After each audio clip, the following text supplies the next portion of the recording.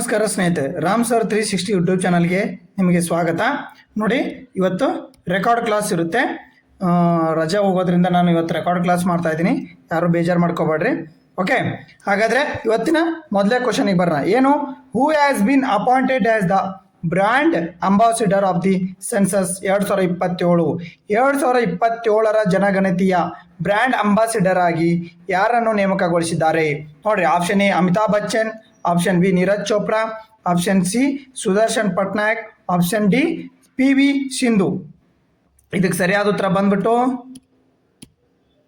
ನೋಡ್ರಿ, Sudarshan Pattnaik is the right answer. Sudarshan Patnaik.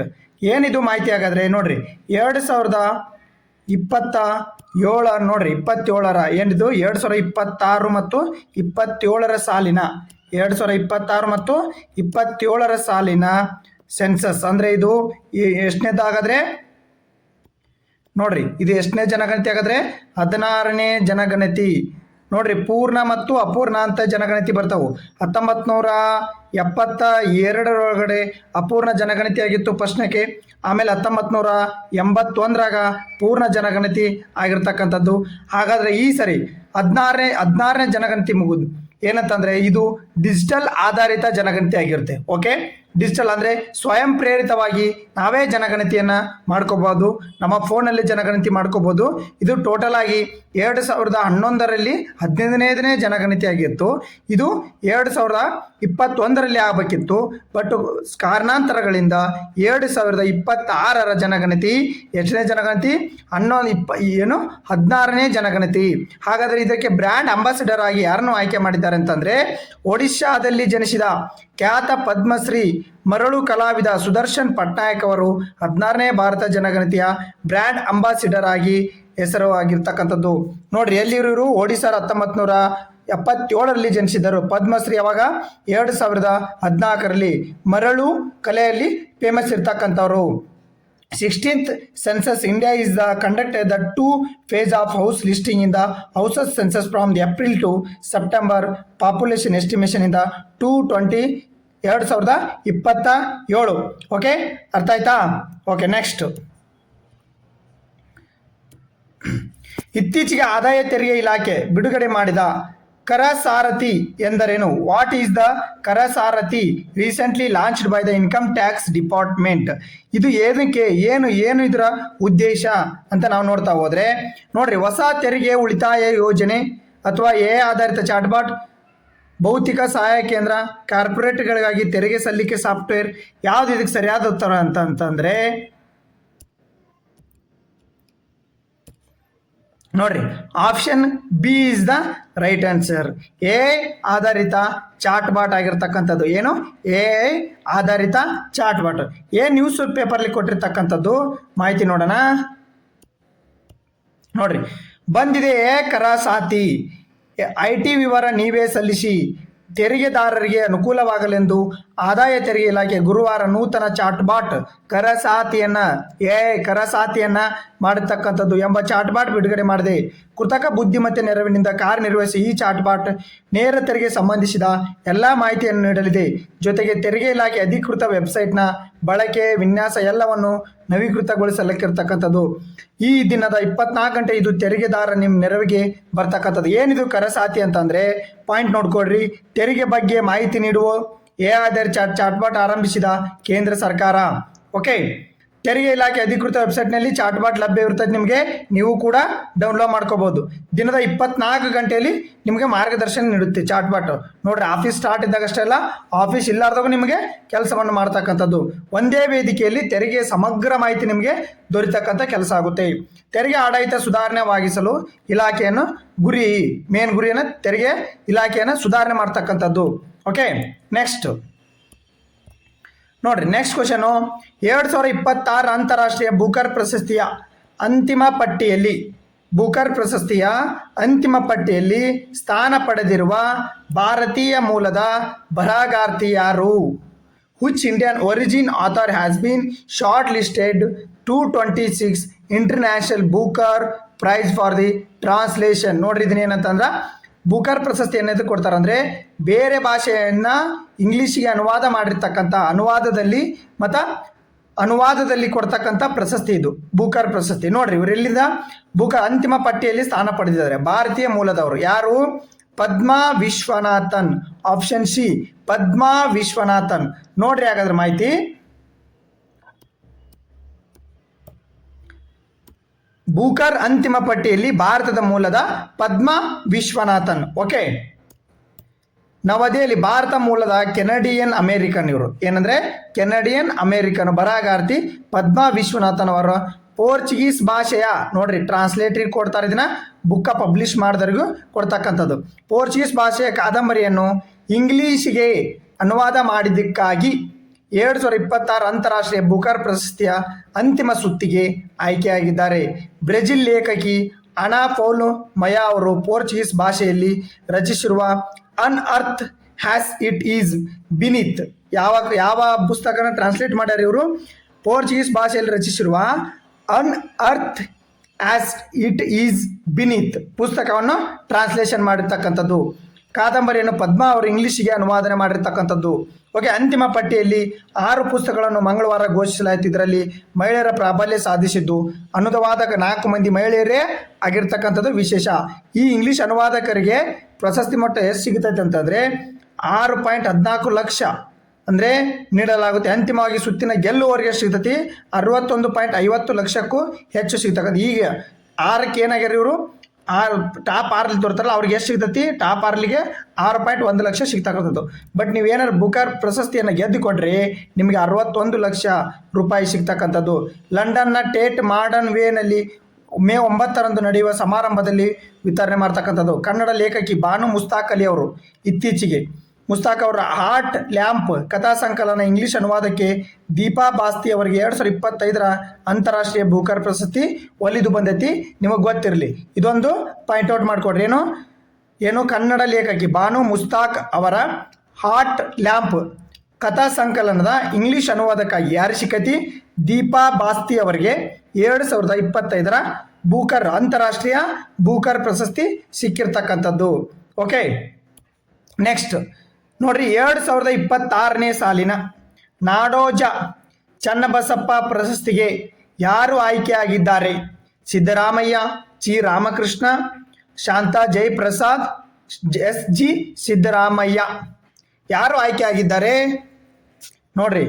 ಆಯ್ಕೆ ಆದಂತಕ್ಕರು ಯಾರು? ರಾಮಕೃಷ್ಣ. ನೋಡ್ರಿ G Ramakrishna. Option B G Ramakrishna ಅವರು ಆಯ್ಕೆ ಆಗಿರ್ತಕ್ಕಂಥದ್ದು. ನೋಡ್ರಿ ಮಾಹಿತಿ, ಜಿ ರಾಮಕೃಷ್ಣನ್ಗೆ ಚನ್ನಬಸಪ್ಪ ಪ್ರಶಸ್ತಿ. ಓಕೆ, ನೋಡ್ರಿ ಕೋಚೆ ಸಾಹಿತ್ಯ ಮತ್ತು ಶಿಕ್ಷಣ ಟ್ರಸ್ಟ್ ನೀಡುವ 2026ನೇ ಸಾಲಿನ ನಾಡೋಜ ಕೋಚೆ ಚನ್ನಬಸಪ್ಪ ಪ್ರಶಸ್ತಿಗೆ ಸಾಹಿತಿ ರಾಮಕೃಷ್ಣ ಅವರು ಆಯ್ಕೆಯಾಗಿದ್ದು ಪ್ರಶಸ್ತಿ ಮೊತ್ತ ಎಷ್ಟು? 50,000 ಪ್ರಶಸ್ತಿ ಮೊತ್ತ ನಗದು ಒಳಗೊಂಡಂತೆ ಜಿ ರಾಮಕೃಷ್ಣ ಅವರು ಕನ್ನಡ ಸಾಹಿತ್ಯ ಹಾಗೂ ಸಾಮಾಜಿಕ ಕ್ಷೇತ್ರದಲ್ಲಿ ಗಣನೀಯ ಸಾಧನೆಗೈದು ಸಾಹಿತಿ ಚನ್ನಬಸಪ್ಪ ಅವರು ಅನುದಾನ ಒಡನಾಡಿಯಾಗಿದ್ದು ಎಂದು ಟ್ರಸ್ಟ್ ಗೌರವ ಸಲಹೆಗಾರ SG ಸಿದ್ದರಾಮಯ್ಯ ಅಧ್ಯಕ್ಷರಾದ ಶಾಂತಾ ಪ್ರಸಾದ್ ಅವರು ತಿಳಿಸಿರ್ತಕ್ಕಂಥದ್ದು. ಓಕೆ, 50,000 ರೂಪಾಯಿ ಈ ಬಹುಮಾನ. ಓಕೆ, ನೆಕ್ಸ್ಟ್ ನೋಡೋಣ. ನೋಡಿ, ವಿಮಾ ವಲಯದ ಭಾರತೀಯ ಲೆಕ್ಕಪತ್ರ ಮಾನದಂಡಗಳ ಯಾವ ಸಂಸ್ಥೆ ಪರಿಚಯ ಮಾಡ್ತಕ್ಕಂಥ? ವಿಮಾ ವಲಯಕ್ಕೆ ಈ ಇನ್ಶೂರೆನ್ಸ್ ಬರ್ತೈತಲ್ಲ, India according to standard for the insurance ಸೆಕ್ಟರ್ಗೆ ಹ್ಯಾಸ್ ಬಿನ್ ಇನ್ಕ್ಲೂಡ್ ಏನು ಲೆಕ್ಕಪತ್ರ ಮಾನದಂಡ ಆಡಿಟ್ ಅಂತ ಕರಿತೀವಿ ನಾವು. ಎಲ್ಲ ಇಲಾಖೆಯಲ್ಲಿ ಆಡಿಟ್ ಇರ್ತೈತಿ. ಯಾವ ಇಲಾಖೆ ಇದು ಮಾಡಿರ್ತಕ್ಕಂಥದ್ದು ಇಂಟ್ರೊಡ್ಯೂಸ್ ಮಾಡಿದಂಥವ್ರಿಗೆ ಭಾರತದ ವಿಮಾ ನಿಯಂತ್ರಣ ಮತ್ತು ಅಭಿವೃದ್ಧಿ ಪ್ರಾಧಿಕಾರ ಇದು ಏನು ಮಾಡೈತಿ? ವಿಮಾ ವಲಯಕ್ಕೆ ಆಡಿಟ್ ಪದ್ಧತಿಯನ್ನು ಲೆಕ್ಕಪತ್ರ ಮಾನದಂಡ ಪದ್ಧತಿಯನ್ನು ಪರಿಚಯ ಮಾಡಿರ್ತಕ್ಕಂಥದ್ದು. ನೋಡಿ, GK ಟುಡೇ ಮಾಹಿತಿ ಇದು.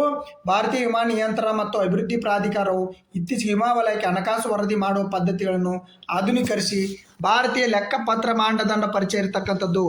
ಇಂಡಿಯಾ ಹ್ಯಾಸ್ ಅನ್ನು ಮೂಲತಃ 2025ರಲ್ಲಿ ಕಾರ್ಪೊರೇಟ್ ವ್ಯವಹಾರಗಳ ಸಚಿವಾಲಯ ಸೂಚಿಸಿತು ಮತ್ತು ಅಂತಾರಾಷ್ಟ್ರೀಯ ಹಣಕಾಸು ವರದಿ ಮಾಡುವ ಮಾನದಂಡಗಳೊಂದಿಗೆ ಹೆಚ್ಚಾಗಿ ಒಮ್ಮುಖವಾಗಿ ಇದರಿಂದ ಭಾರತ ಲೆಕ್ಕಪತ್ರ ವ್ಯವಸ್ಥೆ ಜಾಗತಿಕ ಮಾನದಂಡಗಳೊಂದಿಗೆ ಜೋಡಿಸ್ತಕ್ಕಂಥ ಕೆಲಸವಾಗುತ್ತೆ. ಈ ಮಾನದಂಡಗಳು ನೋಡಿ ತತ್ವ ಆಧಾರಿತ ವಿಧಾನವನ್ನು ಅನುಸರಿಸುತ್ತವೆ. ನ್ಯಾಯಯುತ ಮೌಲ್ಯಮಾಪನ, ಸುಧಾರಿತ ಪಾರದರ್ಶಕತೆ ಮತ್ತು ವರ್ಧಿತ ಹಣಕಾಸು ಬಹಿರಂಗಪಡಿಸುವಿಕೆ ಮೇಲೆ ಕೇಂದ್ರೀಕರಿಸ್ತಕ್ಕಂಥದ್ದು. ಇದು ಉತ್ತಮ ನಿರ್ಧಾರ ತೆಗೆದುಕೊಳ್ಳುವಿಕೆ ಮತ್ತು ಹೋಲಿಕೆ ಸಹಾಯ ಮಾಡುತ್ತದೆ. ಓಕೆ ಓಕೆ ನೆಕ್ಸ್ಟ್, ಈ ಗ್ರಾಮ್ ಸ್ವರಾಜ್ ವೇದಿಕೆಯನ್ನು ಯಾವ ಉಪಕ್ರಮದ ಅಡಿಯಲ್ಲಿ ಅಭಿವೃದ್ಧಿಪಡಿಸಲಾಗಿದೆ? ಓಕೆ ನೋಡ್ರಿ, ಯಾವುದರಲ್ಲಿ ಈ ಗ್ರಾಮ ವೇದಿಕೆಯನ್ನು ಯಾವ ಉಪಕ್ರಮದ ಅಡಿಯಲ್ಲಿ ಅಭಿವೃದ್ಧಿಪಡಿಸಲಾಗಿದೆ? Digital India mission, Bharat net ಯೋಜನೆ, smart cities mission, e panchayat mission ಯೋಜನೆ. ಯಾವ ಯೋಜನೆ ಅಡಿಯಲ್ಲಿ?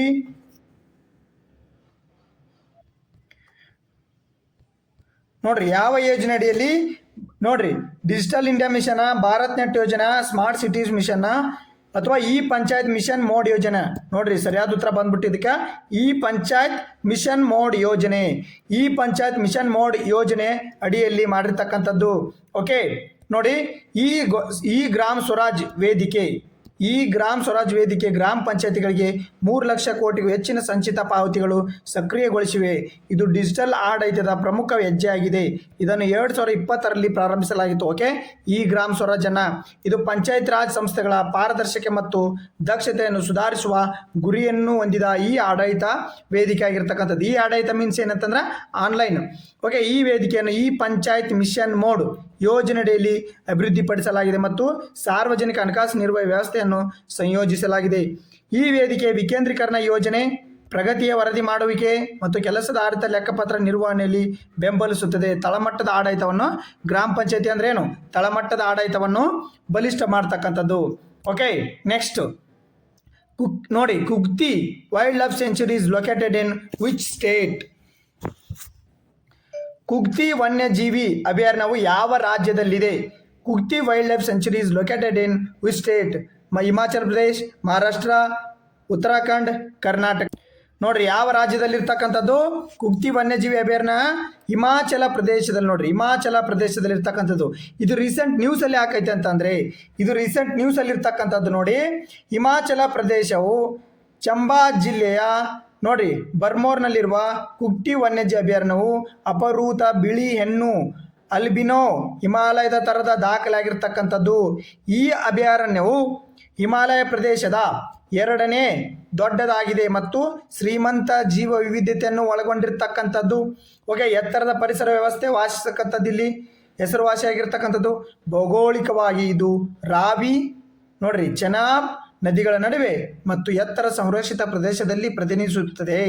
ಓಕೆ, ಇದು ಆಗ್ನೇಯದಲ್ಲಿ ದೌಲ್ಧರ್ ವನ್ಯಜೀವಿ ಅಭಯಾರಣ್ಯ ಮತ್ತು ವಾಯುವ್ಯದಲ್ಲಿ ತುಂಡಾ ವನ್ಯಜೀವಿ ಅಭಯಾರಣ್ಯವನ್ನು ಸುತ್ತುವರಿತಕ್ಕಂಥದ್ದು. ಈ 2 ಅಭಯಾರಣ್ಯಗಳನ್ನು ಸುತ್ತುವರೆದು ಈ ಹಿಮಾಚಲ ಪ್ರದೇಶ ಚಂಬಾ ಜಿಲ್ಲೆಯಲ್ಲಿರ್ತಕ್ಕಂಥ ಬರ್ಮೋರ್ನಲ್ಲಿರುವ ಕುಗ್ತಿ ವನ್ಯಜೀವಿ ಅಭಯಾರಣ್ಯ ಕಂಡು ಬರ್ತಕ್ಕಂಥದ್ದು.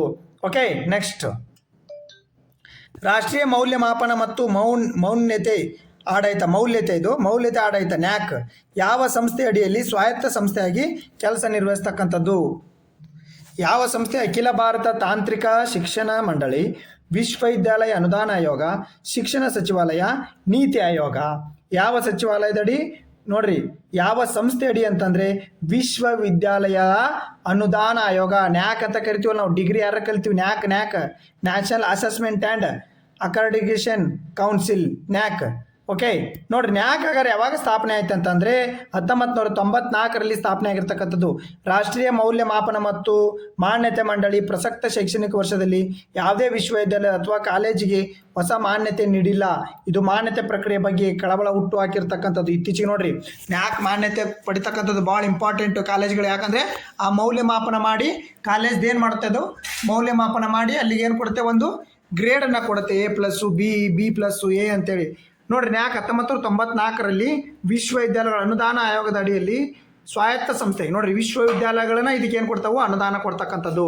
ರಚನಾತ್ಮಕ ಮಾನ್ಯತೆ ಪ್ರಕ್ರಿಯೆ ಮೂಲಕ ಉನ್ನತ ಶಿಕ್ಷಣ ಸಂಸ್ಥೆಗಳಿಗೆ ಗುಣಮಟ್ಟದ ಹೆಚ್ಚಿಸುವುದು ಇದರ ಪ್ರಾಥಮಿಕ ಉದ್ದೇಶ. ನೋಡ್ರಿ, ಅದರಲ್ಲಿ ಏನು ನ್ಯಾಕ್ ಬರ್ತೈತೆ ಅಂತ ನಾವು ಡಿಗ್ರಿ ಕಲಿಯುವ ನ್ಯಾಕ್ ಬರ್ತೈತೆ ಅಂದ್ರೆ ಎಷ್ಟು ಕ್ಲೀನ್ ಇಡೋರು ಎಲ್ಲನೂ. ಯಾಕಂದ್ರೆ ಅಲ್ಲಿ ಗ್ರೇಡ್ ಕೊಡ್ತಕ್ಕಂಥ ವ್ಯವಸ್ಥೆ ಆಗ್ತಿತ್ತು. ಇದು ಕಾಲೇಜುಗಳಿಗೆ, ವಿಶ್ವವಿದ್ಯಾಲಯಗಳಿಗೆ ಮತ್ತು ಇತರ ಮಾನ್ಯತೆ ಸಂಸ್ಥೆಗಳಿಗೆ ಇಂಥ ಸಂಸ್ಥೆ ಅವುಗಳ ಒಟ್ಟಾರೆ ಗುಣಮಟ್ಟ ನಿರ್ಧರಿಸುವ ಮೌಲ್ಯವನ್ನು ಮಾಡ್ತಕ್ಕಂಥ ಕೆಲಸ ಮಾಡುತ್ತೆ. ಇತ್ತೀಚೆಗೆ ಯಾವ ದೇಶದ ಕಂಪನಿಗಳು ವಿಶ್ವ ಮೊದಲ ಸರಕು ಸಾಗಾಣಿಕೆ ಹಡಗು ಹೈಡ್ರೋಜನ್ ಇಂಧನ ಚಾಲಿತ ಅನ್ನು ಪರೀಕ್ಷಿಸಿವೆ ಅಂಥೇಳಿ ನಿನ್ನೆ ಕರೆಂಟ್ ಅಫೇರ್ಸ್ ಯಾರು ಕೇಳಿರಿ ಇದನ್ನು ಕಮೆಂಟ್ ಮೂಲಕ ಆನ್ಸರ್ ಮಾಡಿರಿ. ಅಂದರೆ ಏಪ್ರಿಲ್ 2 ಕರೆಂಟ್ ಅಫೇರ್ಸ್ ಒಳಗಡೆ ಹೇಳಿದ್ದೀನಿ. ಏಪ್ರಿಲ್ 2 ಕರೆಂಟ್ ಅಫೇರ್ಸ್ ಯಾರು ಕೇಳಿರಿ ಅದನ್ನು ಕೇಳಿಬಿಟ್ಟು ಇದನ್ನು ಕಮೆಂಟ್ ಮೂಲಕ ಕಮೆಂಟ್ ಮಾಡಿ. ಓಕೆ, ಧನ್ಯವಾದಗಳು.